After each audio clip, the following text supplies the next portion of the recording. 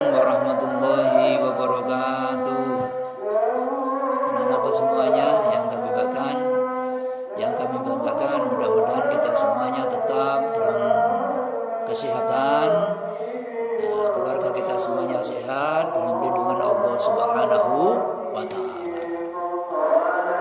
Mari kita belajar aswajah, yaitu tentang latar belakang dan sejarah berdirinya Nahdlatul Ulama.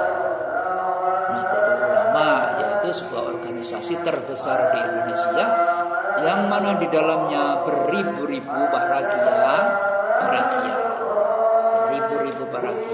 orang-orang alim, orang-orang soleh yang menjadi tauladan kita.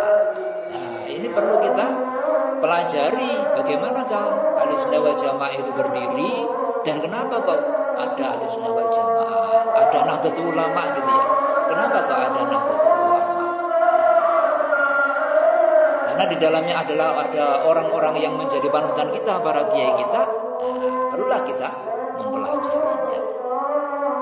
Anak-anakku semuanya yang saya cintai,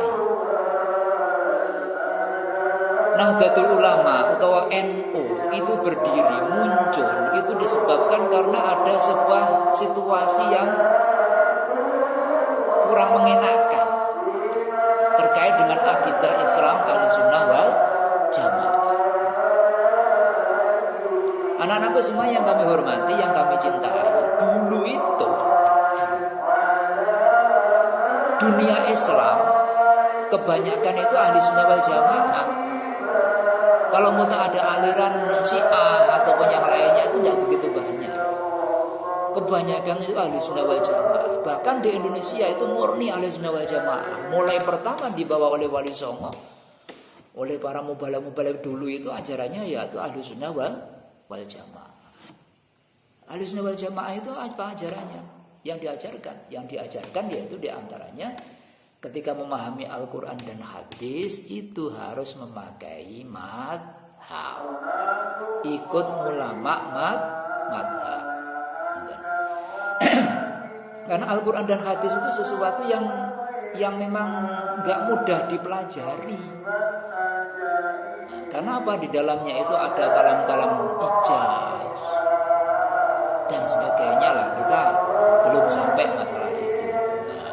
Maka dari itu, karena begitu luasnya Al-Quran dan hadis perlu dipahami oleh orang-orang yang ahli, maka kita sebagai orang awam dan memahami Al-Quran dan hadis memang seharusnya itu yang mengikuti pendapatnya orang-orang yang punya kemampuan memahami Quran dan hadis. Siapakah beliau?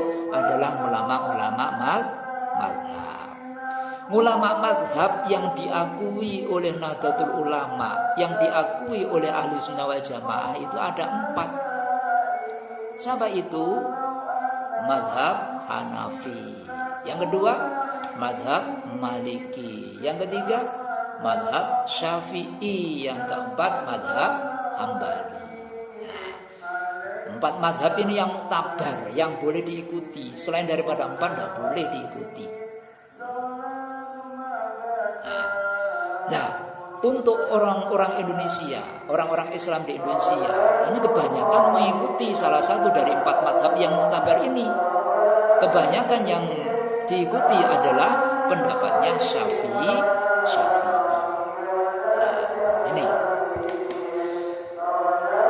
Terus di Indonesia, pondok-pondok pesantren itu pendidikan tertua di Indonesia lah. Kita harus bangga. Jadi sebelum ada SD, sebelum ada SMP dan sebagainya, zaman Wali Songo itu pondok pesantren wis enek. Zaman Majapahit itu pondok pesantren sudah ada. Kita pernah dengar ceritanya, yaitu pesantrennya Sunan Ampel. Beliau Sunan Ampel sudah mendirikan pondok pesantren pada waktu itu. Nah, alumni pondok pesantrennya Sunan Ampel ngalim-ngalim. Di antaranya siapa? Di antaranya yaitu Raden Paku. Raden Paku itu siapa? yaitu Sunan Gunung, Sunan apa? Sunan Giri. Sunan Giri, ada Sunan Derajat, ada Sunan Bonang. Ini adalah murid-murid daripada Sunan Ampel, lulusan dari pondok pesantrennya Sunan Ampel. Bahkan ada salah satu murid daripada Sunan Ampel, salah satu murid lulusan dari pondok pesantrennya Sunan Ampel yang menjadi raja. Siapa itu? Raden Fatah. Jadi zaman dulu itu ada pembawa santri yang menjadi raja. Siapa? Raden Fatah. Kita harus bangga. Kita menjadi santri itu harus bangga. Kita berada dalam pendidikan tertua di Indonesia. Terus selang ketika tahun 1924 Masehi, 1924 Masehi, di tanah Hijaz, di Saudi Arabia sana terjadi perebutan kekuasaan. Yang dulunya Raja Arab Saudi itu namanya Raja Sharif Hussein. Sharif Hussein ini raja terakhir dari Arab Saudi sebelum yang beralihan Ahlussunnah wal Jamaah. Sebelumnya Raja Sharif Hussein, entah itu orang tuanya, kakeknya dan seterusnya, itu semuanya beraliran Ahlussunnah wal Jamaah.